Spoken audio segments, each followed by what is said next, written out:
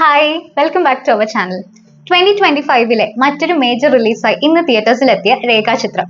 Jofin T Chacko സംവിധാനം ചെയ്ത് ആസിഫ് അലി, അനശ്വര Rajan, Siddique, Indrans, Manoj K Jayan തുടങ്ങിയവർ അഭിനയിച്ച മിസ്റ്ററി ക്രൈം ത്രില്ലർ മൂവി. കുറച്ചധികം പ്രത്യേകതകളുള്ള രേഖാചിത്രം കണ്ടിട്ടുള്ള ഒപ്പീനിയൻസ് നിങ്ങളുമായി ഷെയർ ചെയ്യാം എന്നാണ് വിചാരിക്കുന്നത്. നമുക്ക് എത്രയും വേഗം വീഡിയോയിലേക്ക് പോവാം. കമാം.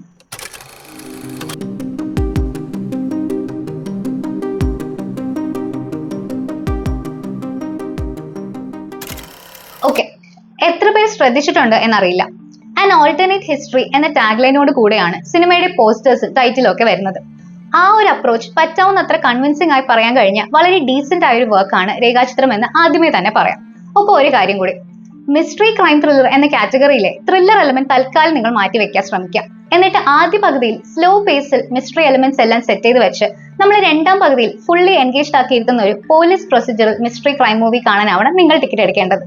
ഓൾട്ടർനേറ്റ് ഹിസ്റ്ററി പോർഷനിലേക്ക് വരുമ്പോൾ 1985 മാസ്റ്റർ ക്രാഫ്റ്റ്മാൻ ഭരതന്റെ സംവിധാനത്തിൽ മമ്മൂട്ടി, സരിത എന്നിവർ പ്രധാന വേഷങ്ങളിലെത്തിയ മലയാളികൾക്കെല്ലാം ഇഷ്ടപ്പെട്ട ദേവദൂതർ പാടി എന്ന ഗാനം ഉൾപ്പെടുന്ന കാതോട് കാതോരം എന്ന ചിത്രം. അതിന്റെ ഷൂട്ടിങ്ങിനിടെ സിനിമയുമായി ബന്ധപ്പെട്ടല്ലാതെ നടന്ന ഒരു ക്രൈം. വർഷങ്ങൾക്ക് ശേഷം ഒരു പോലീസ് ഉദ്യോഗസ്ഥൻ ഏതാണ്ട് 40 വർഷങ്ങൾക്ക് മുമ്പുള്ള ആ സംഭവത്തിന്റെ സത്യങ്ങൾ തേടി പോകുന്നത്. ഇതാണ് പെട്ടെന്ന് പറഞ്ഞ ചിത്രത്തിന്റെ പ്ലോട്ട്. ഇതിൽ ശരിക്കും നടന്നതെന്ന് നമുക്ക് ഉറപ്പുള്ള കാര്യം കാതോട് കാതോരം എന്ന സിനിമ നിർമ്മിക്കപ്പെട്ടിട്ടുണ്ട് എന്നതാണ്. ബാക്കി അതിനോട് ചേർത്ത് വെച്ച് പറയുന്ന കാര്യങ്ങൾ അവ സിനിമ കണ്ടിറങ്ങുമ്പോൾ സത്യത്തിൽ നടന്നതാണോ അല്ലയോ എന്ന് ജസ്റ്റ് ഒന്ന് ഫോണിലെങ്കിലും ഗൂഗിൾ ചെയ്ത് നോക്കാൻ നമ്മളെ പ്രേരിപ്പിക്കുക. അതല്ലെങ്കിൽ ഇൻവെസ്റ്റിഗേഷന്റെ ഭാഗമായി സ്ക്രീനിൽ പ്രത്യക്ഷപ്പെടുന്ന റിയൽ ലൈഫ് മൂവി ആക്ടേഴ്സിന്റെയും ടെക്നീഷ്യൻസിന്റെയും ക്ലിപ്പിംഗ്സും അവർ ഷെയർ ചെയ്യുന്ന അനുഭവങ്ങളും ഒറിജിനൽ ആണോ എന്ന് പരിശോധിക്കാൻ നമുക്ക് തോന്നുക. ഈ ഒരു ഫീലിംഗ് തോന്നിയടുത്താണ് രേഖാചിത്രം ഞങ്ങൾക്ക് വർക്ക് ആയതായി കൺഫേം ചെയ്യാൻ പറ്റിയത്. പുതിയ കഥകൾക്ക് സത്യത്തിൽ ക്ഷാമമുള്ള കാലമാണിതെന്ന് സിനിമാക്കാർക്കും സിനിമാ പ്രേമികൾക്കും പിന്നെ പുസ്തകങ്ങൾ എഴുതുന്നവർക്കും വായിക്കുന്നവർക്കും പോലും സമ്മതിക്കേണ്ടി വരുന്ന ഒരു കാലമാണിതെന്ന് പ്രത്യേകം പറയണ്ടല്ലോ. അപ്പൊ നമ്മൾ പലതവണ കേട്ട ഫിക്ഷനും നോൺ ഫിക്ഷനുമായ കഥകൾ ചേർത്ത് വെച്ച് പുതുമയുള്ള ഒരു ചിത്രം നമുക്ക് എങ്ങനെ തരാൻ കഴിയും?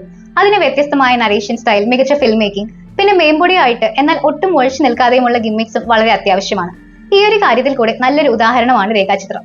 ആ പേര് കേൾക്കുമ്പോൾ തന്നെ നമ്മുടെ മനസ്സിൽ ആദ്യം എത്തുന്നത് കേസ് അന്വേഷണങ്ങൾക്ക് മറ്റുമായി പോലീസുകാർ ഉപയോഗിക്കുന്ന നമ്മൾ ഈ അടുത്ത് കണ്ട ഐഡന്റിറ്റി സിനിമയിൽ ടൊവിനോ വരയ്ക്കുന്ന പോലുള്ള വ്യക്തികളുടെ സ്കെച്ച് പിക്ചേഴ്സ് ആണ് അല്ലെ.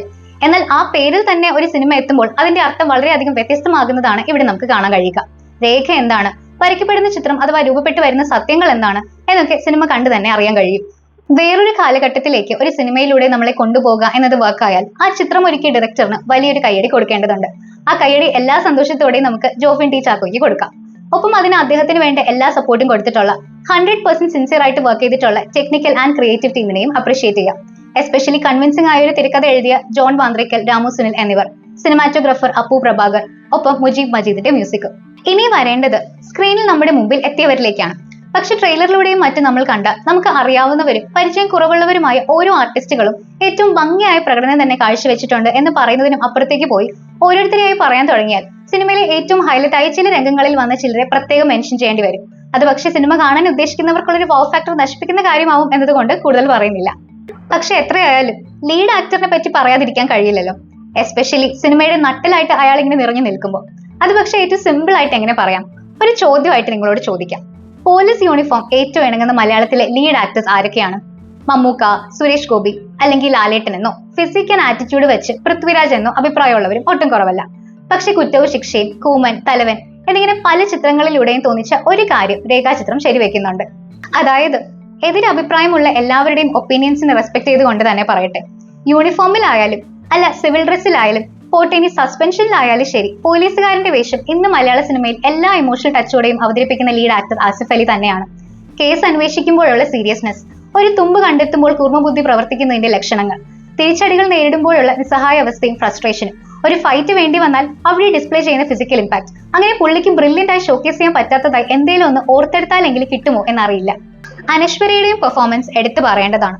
സിനിമ നമ്മളെ കൊണ്ടുപോകുന്ന മിസ്റ്ററി നിറഞ്ഞ ആ കഥയിലെ കേന്ദ്ര കഥാപാത്രമാണ് പുള്ളിക്കാരിയുടേത്. സോ ആ ക്യാരക്ടറുമായിട്ട് ഒരു കണക്ഷൻ നമുക്ക് ഉണ്ടാവുമ്പോൾ മാത്രമാണ് നമുക്കും അതിനോടൊപ്പം ട്രാവൽ ചെയ്യാൻ തോന്നുക. നരേഷൻ പ്രകാരം സ്ക്രീൻ സ്പേസ് കുറവായിട്ട് പോലും കിട്ടിയ സമയം കൊണ്ട് നമ്മളെ ഹുക്ഡാക്കാൻ കഴിഞ്ഞിട്ടുള്ളത് ആ കൺവിൻസിംഗ് ആയ പ്രകടനം കൊണ്ട് തന്നെയാണ്. മലയാള സിനിമയുടെ സുവർണ കാലഘട്ടത്തിന്റെ ശില്പികൾക്ക് പ്രണാമം എന്നൊരു വാചകം സിനിമ കഴിയുമ്പോൾ എഴുതി കാണിക്കുന്നുണ്ട് ചില മഹാരഥന്മാരുടെ ചിത്രങ്ങൾക്കൊപ്പം. അത്തരത്തിൽ നമുക്ക് ഇഷ്ടപ്പെട്ടവരും ബഹുമാനിക്കുന്നവരുമായ പല ആക്ടേഴ്സിനോടുള്ള നമ്മുടെ കണക്ഷൻ ഓർത്തെടുക്കാനും പണ്ട് മുതലേ സിനിമാ വിശേഷങ്ങൾ വായിക്കാനും അറിയാനും ഇഷ്ടപ്പെടുന്നവർക്കും ഒക്കെ സന്തോഷം തരുന്ന റെഫറൻസസ്, ക്യാമിയോസ് ഇവയൊക്കെയാണ് ആദ്യം പറഞ്ഞ ഒട്ടും ഒഴിച്ചു നിൽക്കാത്ത രീതിയിൽ ബ്ലെൻഡ് ചെയ്തിട്ടുള്ള ഗിമിക് എലമെന്റ്സ്. അവയിൽ പലതും ഒരുപാട് കയ്യടികളോടെ തിയേറ്ററിൽ ഏറ്റെടുക്കുന്നത് കാണാൻ കഴിഞ്ഞതിൽ ഒരു സിനിമാ ലവർ എന്ന നിലയ്ക്ക് വളരെ സാറ്റിസ്ഫാക്ഷൻ തോന്നിയ ഒരു കാര്യമാണ്.